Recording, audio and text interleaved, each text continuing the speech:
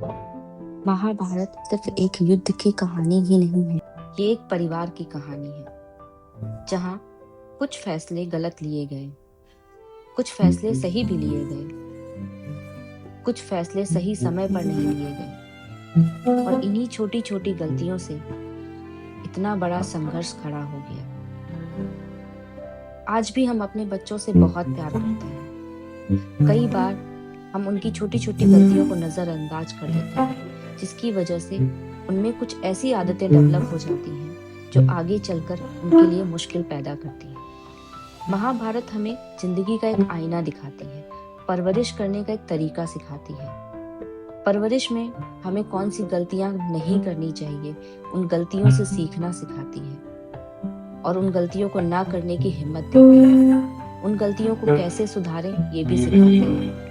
अच्छी परवरिश भी सिखाती है और गलत परवरिश भी सिखाती है। महाभारत में एक पिता का जिक्र आता है, धृतराष्ट्र, जो अपने बेटे से बहुत स्नेह करते थे, बहुत प्यार करते थे और इसी प्यार की वजह से कई बार वो उसकी गलतियों को नजरअंदाज कर जाते थे या उसकी गलतियों को देख नहीं पाते थे और उन्हें सुधारने का समय निकल जाता है। ये कहानी हमें सिखाती है कि हमें बच्चों की छोटी छोटी गलतियों को नजरअंदाज नहीं करना है, उन्हें सुधारने की कोशिश करना है। अगर आज उन गलतियों को हम नजरअंदाज कर लेंगे तो बच्चे को धीरे धीरे वही कुछ गलत था ही नहीं, उन्होंने कुछ गलत किया ही नहीं, जो भी वो कर रहे थे वो सही था। इसलिए प्यार के साथ साथ समय समय पर सही मार्गदर्शन भी जरूरी है। दूसरी कहानी है एक माँ की, जिन्होंने अपनी आंखों पर पट्टी बांध ली थी। गांधारी अपने बच्चे की गलतियों को या उसकी अच्छाइयों को नजरअंदाज करना भी गलत है। इसका एक यह अर्थ ये भी समझा जा सकता है कि कई बार हम सच्चाई को जानते हुए भी उसे देखना नहीं चाहते, और देखना, हमारे बच्चों की अगर कोई गलती हमें बताता है तो या तो हम तुरंत रिएक्ट करते हैं, बच्चे को डांटते हैं, मारते हैं, या फिर उसकी गलती को बिल्कुल ही नजरअंदाज कर देते हैं और उसे सुधारने का मौका खो देते हैं। ये कहानी हमें सिखाती है कि हमें बच्चे को समझना भी जरूरी है, उसे गलत और सही की पहचान कराना जरूरी है।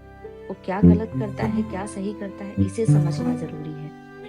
तीसरी कहानी है शकुनी के बारे में, जिससे दुर्योधन सबसे ज्यादा प्रभावित था। रोज थोड़ी थोड़ी नफरत, थोड़ी थोड़ी ईर्ष्या। इससे हम ये समझ सकते हैं कि बच्चे के आसपास का माहौल, उसके आसपास के लोग, उसके विचारों को बहुत ज्यादा प्रभावित करते हैं। आज के समय में ये माहौल गलत दोस्त, गलत कंटेंट, इंटरनेट, मोबाइल आदि कुछ भी हो सकता है। हमें ध्यान रखना है कि हमारा बच्चा क्या सीख रहा है, किससे सीख रहा है, उसके आसपास के लोग कैसे हैं। महाभारत में एक बहुत ही संवेदनशील और महत्वपूर्ण घटना है जहाँ द्रौपदी के साथ अन्याय होता है। उस सभा में बहुत बड़े बड़े लोग, कई लोग उपस्थित थे, लेकिन उनमें से कोई भी आगे नहीं आया, जबकि सबको पता था कि गलत है, लेकिन सब गलत होता देखकर भी चुप थे, किसी ने कुछ नहीं किया। आज के जमाने में भी ऐसा होता है। कई बार हमें पता होता है कि हमारे सामने कुछ गलत है, लेकिन हम इसके खिलाफ आवाज नहीं उठाते, हम चुप रहते हैं और हमारे बच्चे भी वही सीखते हैं, उन्हें भी वही सिखाते हैं, चुप रहना। गलत हमें पता भी है कि गलत है, फिर भी इससे हमें यह सीख मिलती है कि बच्चों को सिर्फ चुप रहना ही नहीं सिखाना है, उन्हें गलत के खिलाफ बोलना सिखाना है, सही के साथ खड़े होना सिखाना है। महाभारत की ये कहानियां हमें सिखाती हैं कि हमें कौन सी पेरेंटिंग मिस्टेक नहीं करनी है। ये कहानियां हमें डराने के लिए नहीं हैं, बल्कि हमें समझाने के लिए हैं कि छोटी छोटी पेरेंटिंग हैबिट्स बच्चों के भविष्य को कितना प्रभावित करती हैं। अगर हम समय रहते समझ जाएं, तो हम अपने समाज और घर में संतुलन और समझ दोनों बना सकते हैं। इसके नेक्स्ट वीडियो में हम देखेंगे कि इन महाभारत की इन छोटी कहानियों से हम सही पेरेंटिंग कैसे सीख सकते हैं।